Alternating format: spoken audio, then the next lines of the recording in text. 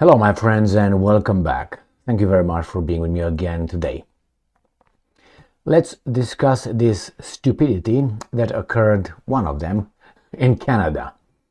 And that is the Canadian Parliament applauding a hero of Ukrainian descent. So he's a Ukrainian who left, I think, after the Second World War and ended up in Canada.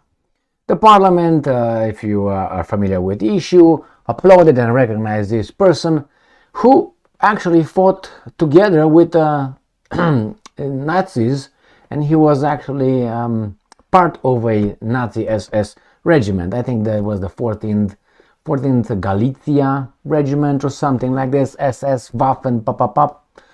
Did bad stuff, the regiment, this group of people. And the thing that happened now is that he is invited in the parliament, Canadian, and then Zelensky visits, Zelensky, a Ukrainian, and he gets recognized, this gentleman, I don't know if he's a gentleman, actually he's this man. And now is the problem because they only, after they applaud, including Zelensky, they find out that that guy was actually in the position that he was during the Second World War. This is very dubious, to say the least. Right? Why?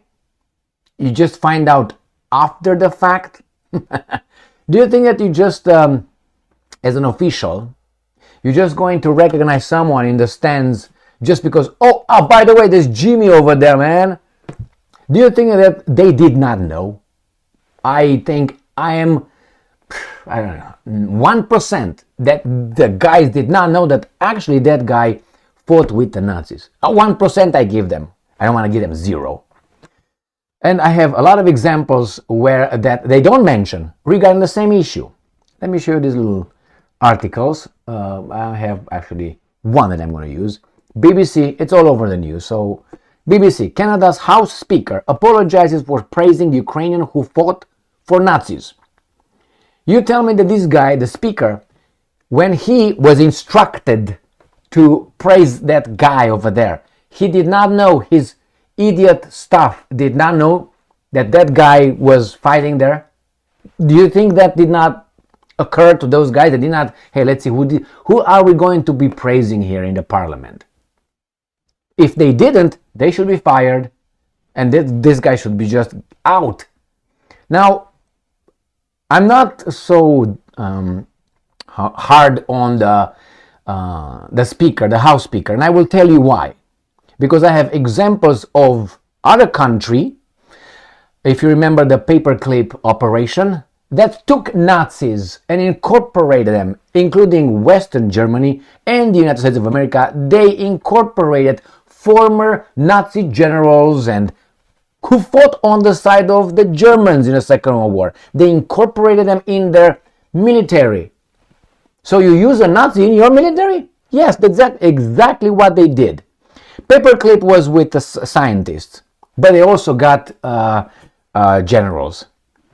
You're 2 clicks away to find out who was who and what was what, including the West Germany military and the United States of America. Now, the United States of America, just so you know, if you are not familiar with this, after the Second World War, took the Nazis' warfare tactics, and they studied them, incorporated in their warfare methods, including the guerrilla war. Just look over that. This is well-known fact. So these guys incorporated what the Nazis used, and the people who fought for the Nazis. There were many of these people that, like for instance, what's his name, Adolf Galland. He was a ace, on their planes and all that. I think he had 104 confirmed hits. But anyway, I think he was a consultant at one point. I can't remember if he was hired, and that's only one example in German and West Germany. I don't have to give you another example, the bad boy who fled to Argentina and then he died in Spain, who cooperated with all kind of special operations, if you remember, to do certain things. For instance, the last operation that he was involved in was in Ardennes, the last failed counteroffensive. But anyway, let's go back to these guys. So they're telling me that, oh my God, this guy praised that guy. But you incorporate him in your army. What is that? So here is Yaroslav Hunka. The Speaker of Canadian House of Commons, Anthony Rota, has apologized for praising a Ukrainian man who served in a Nazi unit during World War II. Yaroslav Hunka, 98, was sitting in a gallery and got standing ovation in Parliament. Standing ovation from whom? And he was a hero, quote unquote, during a visit by Ukrainian President Zelensky. Who do we have here? So this is Hunka, or whatever his name is. Hunka, I think. Hunka. Right here. Okay? And then we have, who do we have here?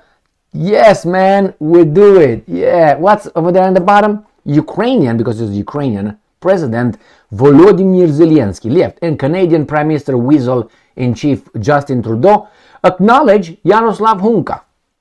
Now you're telling me that Zelensky did not know about that guy, that he's going to be, I mean, you don't just say, yeah, man, yeah, without knowing who you, yeah, man, yeah.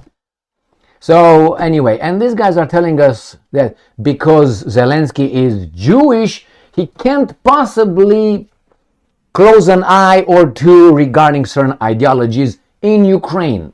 This is the main argument. It's the same as you would say, well, it can be any racism in systemic racism or any in the U.S. institutions at all, which I don't think it is, because the institutions are not racist anymore. People are racist, not institutions. They say, well, because Obama, who's half-half, but they say he's black because that's how the story goes, but actually he's I was about to say bisexual. That's a different story, right? I was about to say bipolar, god damn it. Biracial. So because he's biracial, they choose that he is black. The argument I was given in college here by this professor, by the way, he was Jewish, doesn't really matter, but I'm just saying, he was a sociology professor. And he said, why? I said, why do you call him a first African-American president? He said, because he identifies in his culture and all that with his father's side. And I said, well, it means that if I'm identifying myself with the Chinese, I'm Chinese now? I mean, he's biracial. No, he's, okay, man. So that started a long time ago here in the United States of America. And it was a sociology professor. I know his name. I know a lot. Anyway, about that guy especially. He was a communist, he told us, he supported the cause, and so on. Doesn't matter, he can have it, no problem. The problem is here with Zelensky, who's just, associates himself with that. And remember, let's say the guy should not have done that, should not have done Mr. Rota, right? He just apologized and said, well, what? How you apologize or what? You didn't know? They didn't inform you, your staff? How do you know that guy? And again, maybe you're not supposed to praise that guy, for whatever he did, and you don't know that he did. But we have people incorporated in the U.S. government, in the military, as I said, former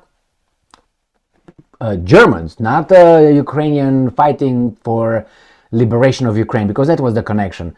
The Galicia SS, and not only, I think he was part of a independence effort of the Ukrainians to be independent. That's why they say we fought with the Nazis against the Soviets, so we have our own country.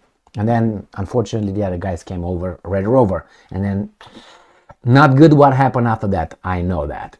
So my friends, I'm not here to how should I put it, defend anybody. I'm just saying, so much Zelensky's all that for the guy that the how to call it, Mr. Rota did not know the guy over there that he invited, or whomever invited over there for this special occasion. That Rota, if you look, he did not show up like I would show up. You see, he's got something on his chest right there. You see that? That tells me that he was part of an organization of something, and they didn't know. I mean, this guy doesn't have it. I don't know who's this sleepy guy, because he's definitely sleeping. And this, or maybe just listening to whatever is going on. But I'm just saying, he was over there in a official capacity. They should have vetted this guy, and they did not know shit. Regarding apologize and all that, apologize for what? For being an idiot? I'm talking about the Rota. And you fired your diverse staff. How about that? We start with that one. Your diverse staff and equitable staff that probably Rota has, that informed him not of what he was supposed to. So is that a gaffe? Maybe he was pushed into this. Who knows? And the other guy is like, yeah, we do it to the Russians. Yeah, Zelensky. Without knowing that that guy actually had some problems with his community when he was around, with the Jews. Yeah, look for that. Look for the, as I said, I think it's 14th Galicia SS Waffen Regiment or something. I don't know if it's a regiment, but anyway. Well, comprised mostly of Ukrainian fighters that fought on the Nazi side. So this is it with all this, oh my God, and everybody, oh my God, they praise this is, go and see who fucked up. And not only who fucked up, maybe this one was also pushed to be like that, to create this big problem. And if you are at it already, why don't you go and check out these guys in America and not only in Germany, that used to be. Nobody had any problem with them. They incorporated them. Anyway, this is it, my friends. I had a lot of people asking me to cover this, and how about that, and how about that. What? What am I supposed to say? And what I said, because I didn't think it was something, oh my God, woo, yeah. Anyway, these guys, look at what's going on in Germany. It was that woman, the 90-some-year-old woman, she was convicted for, I can't remember how many years, 2 years, 3 years, because she was a janitor in a concentration camp or something. Now, it was this year or last year. And not only, so, and this guy is right here, you know, I mean, we either are fair across the board, or we can just pick and choose. How come this guy is still there with no problem, for instance? And others are just taken and...